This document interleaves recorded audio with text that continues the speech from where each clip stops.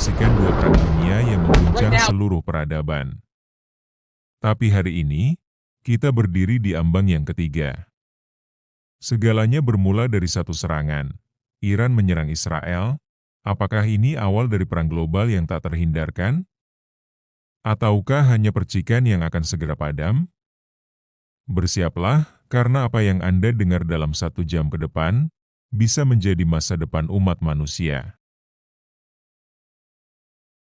Hubungan Iran dan Israel sudah lama bermusuhan.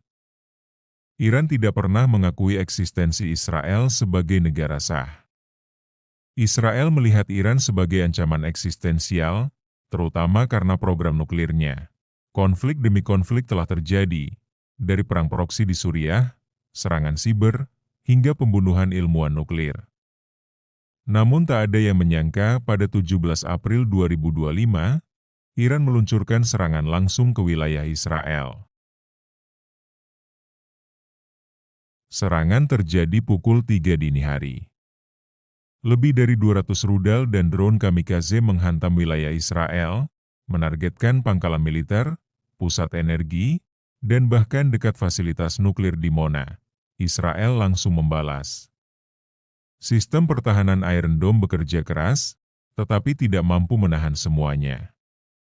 Serangan ini langsung disebut sebagai hari tergelap sejak Perang Yom Kippur oleh media Israel. Dalam hitungan jam, Israel melancarkan operasi Pedang Sion. Serangan udara diluncurkan ke Teheran, Isfahan, dan markas IRGC, pasukan Garda Revolusi. Israel mengklaim hanya menyerang target militer, tapi ratusan warga sipil ikut menjadi korban. Dunia terkejut. Ini bukan lagi konflik bayangan. Ini perang terbuka antara dua negara besar di Timur Tengah. Amerika Serikat langsung menyatakan dukungan penuh terhadap Israel. Kapal induk USS Roosevelt bergerak ke Teluk Persia. Inggris, Prancis, dan Australia pun mengirim sinyal dukungan. Sebaliknya, Rusia memperingatkan Barat untuk tidak ikut campur. Cina menyerukan deeskalasi. Namun yang mengejutkan, Hizbullah di Lebanon dan milisi Syiah di Irak ikut menyerang Israel. Israel kini diserang dari 3 arah. Amerika Serikat langsung menyatakan dukungan penuh terhadap Israel. Kapal induk USS Roosevelt bergerak ke Teluk Persia. Inggris, Prancis, dan Australia pun mengirim sinyal dukungan. Sebaliknya, Rusia memperingatkan Barat untuk tidak ikut campur. Cina menyerukan deeskalasi. Namun yang mengejutkan, Hizbullah di Lebanon dan milisi Syiah di Irak ikut menyerang Israel. Israel kini diserang dari 3 arah. Pasar global runtuh. Harga minyak tembus $160 per barel. Saham jatuh. Kota-kota besar dari Paris, New York hingga Tokyo dikepung demonstrasi yang menuntut perdamaian. Serangan siber yang diyakini berasal dari Iran dan Rusia, menyerang infrastruktur di Asia dan Eropa.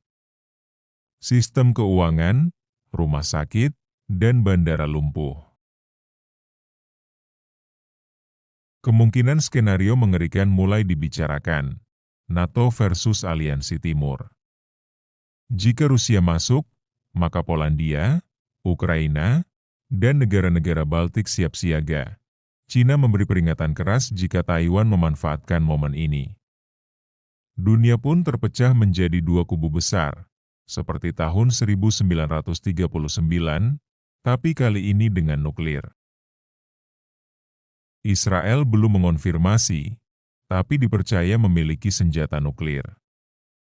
Iran masih dituduh sedang mengembangkan nuklir untuk militer. Dalam situasi penuh ketegangan, risiko salah perhitungan bisa membawa dunia ke titik tanpa kembali. PBB mengadakan sidang darurat. Tapi semua tahu, ini bukan lagi tentang diplomasi. Ini soal siapa yang menyerang lebih dulu, dan apakah tombol nuklir akan ditekan. Perang bukan hanya soal tentara dan senjata, tapi soal generasi yang hilang, mimpi yang hancur, dan masa depan yang musnah.